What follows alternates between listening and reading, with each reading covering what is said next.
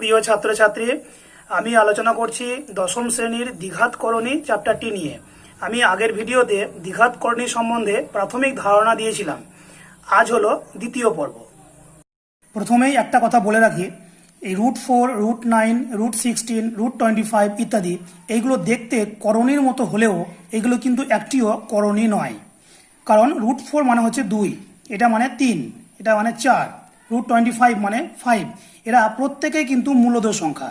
তাই এইগুলো দেখতে করণীর মতো হলেও এগুলো কিন্তু একটিও করণী নয়। এবার আমি আসছি বিভিন্ন ধরনের দ্বিঘাত করণী সম্বন্ধে, অর্থাৎ দ্বিঘাত করণীর প্রকারভেদ নিয়ে। আমি দেখো দ্বিঘাত করণীকে প্রথমে দুটো ভাগে ভাগ করিয়েছি। একটা হচ্ছে শুদ্ধ দ্বিঘাত করণী আর একটা মিশ্র দ্বিঘাত করণী। শুদ্ধ দ্বিঘাত করণী তার দেখতে হবে সেগুলো √+- এরকম আকারের, আর a+- এরকম আকারের করণীগুলোকে বলবো মিশ্র দ্বিঘাত করণী। একটা করে উদাহরণ নিই, তাহলে বুঝতে পারবে। যেমন ধরো শুদ্ধ দ্বিঘাত করণীর আকারটা বললাম +- তাহলে এর উদাহরণ কি হবে? এর উদাহরণ হবে ধরো √2, কিংবা -√2 হতে পারে, √3, -√3ও হতে পারে, 5/2 তার রুট সেটাও হতে পারে ইত্যাদি। এইগুলো হচ্ছে শুদ্ধ দ্বিঘাতকরণীর উদাহরণ। এবার মিশ্র দ্বিঘাতকরণী যার আকারটা হচ্ছে a+- সেগুলো কেমন দেখতে হবে? দেখো এখানে শুধু √2 ছিল, এবার যদি আমি এর সঙ্গে 3+√2 বলে দিই, দেখো এর সঙ্গে এর আকারটা তোমরা দেখলেই বুঝতে পারছো দুটো আলাদা আকারের। এটা শুধু √2 ছিল, এর সঙ্গে 3+√2 দিলাম। আমি 3-√2ও বলতে পারতাম, 3-√2। এরকম যখন আকারগুলো হবে, অর্থাৎ a+- √b, মানে প্লাস দিয়েও হতে পারে মাইনাস দিয়েও হতে পারে, এটা প্লাস দিয়ে এটা মাইনাস দিয়ে, তো এরকম আকারে যখন হবে তখন সেগুলো হচ্ছে মিশ্র দ্বিঘাতকরণী। তাহলে বুঝতে পারলে শুদ্ধ দ্বিঘাতকরণী এবং মিশ্র দ্বিঘাতকরণী কাকে কোনগুলো। এবার শুদ্ধ দ্বিঘাতকরণী এইটাকে আবার দুটো ভাগে ভাগ করা হয়। একটা হচ্ছে সদৃশ আর একটা হচ্ছে অসদৃশ। সদৃশকরণী, অসদৃশকরণী। সদৃশকরণী উদাহরণ হচ্ছে √8, √32, আর অসদৃশকরণী উদাহরণ √12, √28। চলো দেখি আমরা এই √8 এবং √32 এরা কেন সদৃশকরণী বা সদৃশকরণী কাকে বলে। দেখো √8, 8কে ভাঙলে 3টে 2 পাওয়া যায় উৎপাদকে বিশ্লেষণ করলে। এবার আমরা উৎপাদকের সাহায্যে বর্গমূল যখন নির্ণয় করেছিলাম তখন আমাদের একটা ধারণা তৈরি হয়েছিল যে রুটের মধ্যে যেগুলো দুটো দুটো করে আছে সেগুলো জোড় বাঁধব। দুটো 2 আছে, তাহলে একটা 2 রুটের বাইরে আসবে, আর এই দুইটার কোনো জোড় নেই, তাহলে এটা রুটের মধ্যেই থাকবে। তাহলে দুটো 2 থেকে একটা 2 বাইরে এলো আর এই দুইটা ভিতরেই থাকলো, তাহলে এটা হলো 2√2। ঠিক তেমনভাবে √32, এখানে জোড় বাঁধো, এটার সঙ্গে এটা জোড়, এই 2-এর সঙ্গে এইটা জোড়, আর এই একাই পড়ে থাকলো। তাহলে এই দুটো 2 থেকে একটা 2 বাইরে এলো, গুণ এই দুটো থেকে একটা 2 নিলাম, গুণ এই দুইটা একাই পড়ে রইল, √2। তার মানে ওইটা হচ্ছে 4√2। তার মানে দেখো √8কে ভেঙে পেলাম 2√2, আর √32কে ভেঙে পেলাম 4√2। এই যে এখানেও একটা রুট, এখানেও √2 পেলাম, এটাও √2 পেলাম, অর্থাৎ এখানে যে অমূলদটা রয়েছে, অমূলদ অংশটুকু √2, এখানেও √2, দুটোই কিন্তু একই, অর্থাৎ সদৃশ। দুটোই হলো একই, একই মানে হলো সদৃশ, তাহলে এরা হলো সদৃশকরণী। এখানেও √2, এখানেও √2, সেই জন্যই বলা হয়েছিল √8 এবং √32 সদৃশকরণী। সদৃশকরণী হতে গেলে আমাকে দেখতে হবে এই যে 2√2, এই 2টা হচ্ছে মূলদ সংখ্যা, মূলদ অংশ, আবার এখানেও 4√2, 4টা হচ্ছে মূলদ অংশ বা মূলদ সংখ্যা। আমাকে দেখতে হবে রুটের মধ্যে কি আছে। রুটের মধ্যে 2 আছে, এখানেও রুটের মধ্যে 2 আছে, এই দুটো একই। আমাকে এই দিকে লক্ষ্য রাখতে হবে, রুটের বাইরে কত আছে, 2 আছে না কত আছে, 4 আছে না কত আছে, সেটা দেখার আমার প্রয়োজন নেই। আমাকে দেখতে হবে রুটের মধ্যে কত আছে। সেই দুটো যদি একই হয় তাহলে তারা হয়ে যাবে সদৃশকরণী। যদি একই না হয় তখন তারা হবে অসদৃশকরণী। যেমন √12 আর √28। দেখো √12কে যদি আমি উৎপাদকে ভাঙি 2, 2, 3 এরকম হবে। এবার দুটো 2, এই যে এটাকে জোড় বাঁধবো আমি, তাহলে দুটো 2 থেকে একটা 2 বাইরে এলো, 3-এর কোনো জোর নেই, তা 3 ভিতরেই থাকবে। এটা হলো 2√3। আর এটা √28, এটা হচ্ছে দেখো 2 বাইরে এলো, ভিতরে থাকবে 7। তা এই যে এখানে এলো √3 আর এখানে এলো √7, দুটো আলাদা চলে এলো। তাহলে এরা হলো অসদৃশ করণী। অসদৃশ করণী একই যখন আসছে তখন সদৃশ, আর আলাদা এলে অসদৃশ। এই হলো মোটামুটি করণীর, দ্বিঘাত করণীর প্রকারভেদ। এবার আমরা অঙ্কে চলে যাব। তোমাদের 153 পাতায় কোষে দেখি 9.1 আছে। প্রথমে 1 দাগের অঙ্কটা, মূলদ ও অমূলদ সংখ্যার গুণফল আকারে লিখি। 1 নম্বর √175। তো √175 এটাকে আমি যদি উৎপাদকে ভাঙি, তা দেখো আমি ভেঙেছি এখানে 2 5 একটা 7, তাই লিখেছি 5 × 5 × 7। এবার এই যে এই 5 আর 5 জোর বাঁধলো, তাহলে একটা 5 বাইরে এলো আর 7 ভিতরে থাকলো, 5√7। তাহলে √175 মানে হচ্ছে 5√7। এটাই হয়ে গেল আমার মূলদ এবং অমূলদ সংখ্যার গুণফল। এইটা হলো মূলদ সংখ্যা আর এটা হলো অমূলদ সংখ্যা। দেখো লিখেছি 5, এই যে এটা মূলদ সংখ্যা, আর √7 এটা অমূলদ সংখ্যা।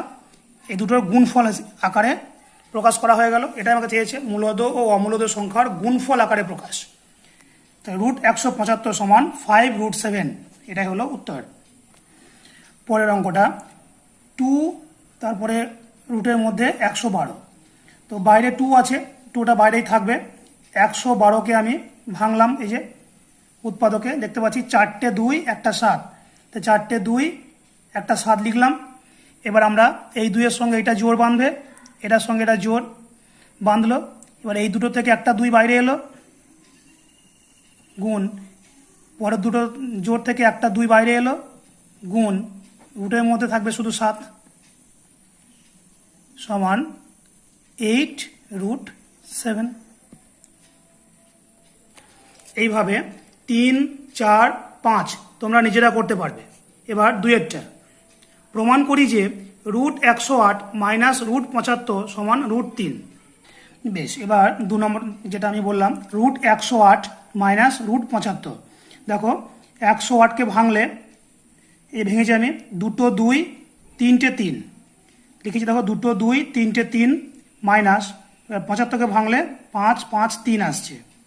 বেশ, এবার দেখো 2 2 এই 2 3 জোর বাঁধলো, তাহলে 2 2 থেকে একটা 2 এলো, গুণ, এই 2 3 থেকে একটা 3 এলো, গুণ, রুটের মধ্যে থাকছে শুধুমাত্র একটা 3 পড়ে আছে, এটা থাকবে, মাইনাস 2 5 আছে, তাহলে একটা 5 বাইরে এলো, ভিতরে √3 থাকলো, ভিতরে শুধু 3 পড়ে আছে, √3 থাকলো এখানে, সমান 3 2 6, 6√3 মাইনাস 5√3। এটা দাঁড়ালো আমার। এইবার দেখো এইখানে একটা ব্যাপার আছে, 6√3 এবং 5√3 দুটোই কিন্তু সদৃশ করণী, কারণ দুটোতেই √3 আছে। এবার এদের বিয়োগফল কত হবে? ভালো করে দেখো, √3 এখানে কটা আছে? 6টা। √3 আছে 6টা, এখানে √3 কটা আছে? 5টা। তাহলে 6টা √3 থেকে 5টা √3 যদি বাদ দিই, তাহলে কটা √3 পড়ে থাকবে? একটা √3 পড়ে থাকবে, 1√3। এখন 1টা আমরা লিখি না, তা শুধু লিখবো √3। আচ্ছা, এই √3 আমাকে দেখাতে বলেছিল, এই যে ডান দিকে √3 হবে, তাহলে আমার √3 চলে এলো, প্রমাণিত।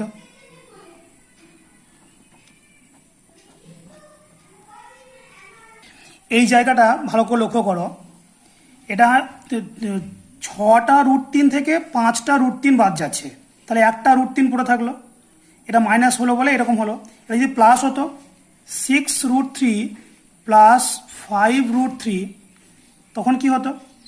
6 আর 5 11, 11√3 হতো। তোমরা যদি বুঝতে অসুবিধা হয় তাহলে এই √3টাকে x মনে করো, তাহলে এটা কি দাঁড়াচ্ছে? 6x প্লাস 5x, কারণ √3কে আমি x ধরেছি, তাহলে 6x প্লাস 5x, এটা কত হয়? 11x, সমান 11x, মানে কোনটাকে ধরেছি? √3টাকে ধরেছি, 11√3। এটা এইভাবে তোমরা ভাবতে পারো। এই প্রসঙ্গে একটা কথা বলে রাখি, ধরো আছে 6√3 প্লাস 5√2, এখানে 5√3 ছিল, এখানে 5√2 আছে, তাহলে এদের যোগফল কত হবে? এদের কিন্তু যোগফল আর করা যাবে না, এটা এইখানেই শেষ হয়ে যাবে। কারণ হচ্ছে দেখো এখানে √3, এখানে √2, এটা কিন্তু অসদৃশকরণী, অর্থাৎ সদৃশকরণী হলে তবেই যোগ বা বিয়োগ করা যাবে। এখানে দুটো অসদৃশকরণী, এদের কিন্তু যোগ বা বিয়োগ করা যাবে না, এটা এখানেই স্টপ, এদের যোগ আর কিছু করা যাবে না। একই রকমভাবে 3-এরটা তোমরা নিজেরা করবে। আমি 4 নম্বরটা দেখিয়ে দিচ্ছি।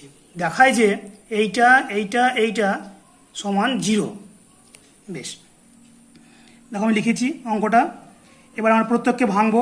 48কে ভেঙেছি, 75কে ভেঙেছি, 192কে ভেঙেছি। এবার একই নিয়ম বারবার বলছি, জোর বাঁধবো।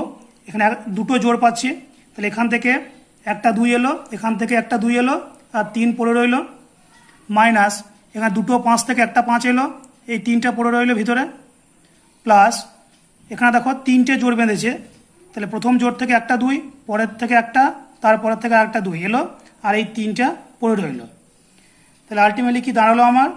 এটা গুণ করলে হচ্ছে 3 দুগুণে 6, 6 দুগুণে 12, 12√3, তারপরটা হচ্ছে -20√3 আর প্লাস 8√3, এইটা আমার দাঁড়ালো। এবার এটাকে আমাকে ক্যালকুলেশন করতে হবে।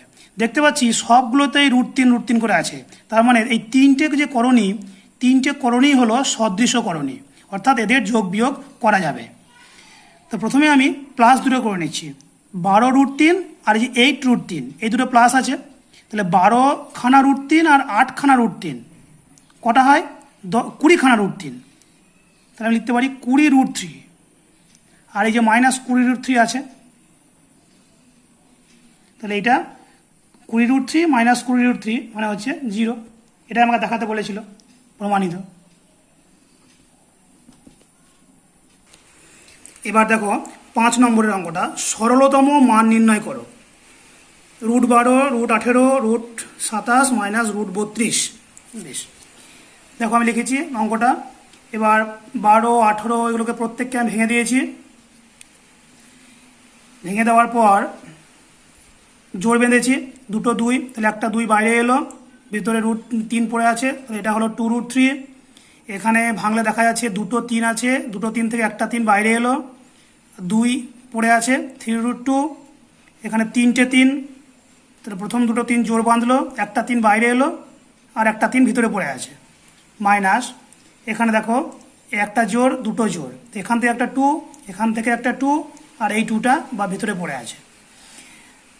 তাহলে কি দাঁড়ালো? এটা একই রইলো, এই যে গুণটা 2 গুণ 2 মানে 4√2 দিয়ে এই লাইনটা আমার দাঁড়ালো।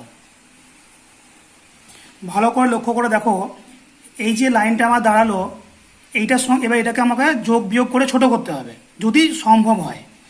দেখো কার সঙ্গে কার যোগ যাবে বা বিয়োগ হবে? আগেই বলেছি সদৃশ করণীগুলোর যোগ বিয়োগ হবে। তাহলে 2√3 দেখতে হবে, √3 আর কোথায় আছে? এ একটা √3, তার মানে এই করণীটা আর এই করণীটা সদৃশ করণী, এদের যোগ বিয়োগ হবে। আর এই যে 3√2 এইটা আর এই যে 4√2 এইটা সদৃশ করণী, এদের যোগ বিয়োগ হবে। তো আমি এক কাজ করছি, সদৃশ করণীগুলোকে আমি পরপর লিখছি। দেখো আমি এই দুটোকে এখানে লিখলাম, আর এই দুটোকে এখানে লিখলাম। এটা তোমাদের লেখার প্রয়োজন নেই যদি তোমরা সরাসরি করতে পারো, অর্থাৎ এই লাইনটা থেকে আমরা এই লাইনে চলে আসব, কিন্তু যেহেতু প্রথমবার করছি বলে এরকম করে দেখিয়ে দিলাম যে একই মানে সদৃশ করণীগুলোকে কাছাকাছি রাখলাম। এবার আমি যোগ করব।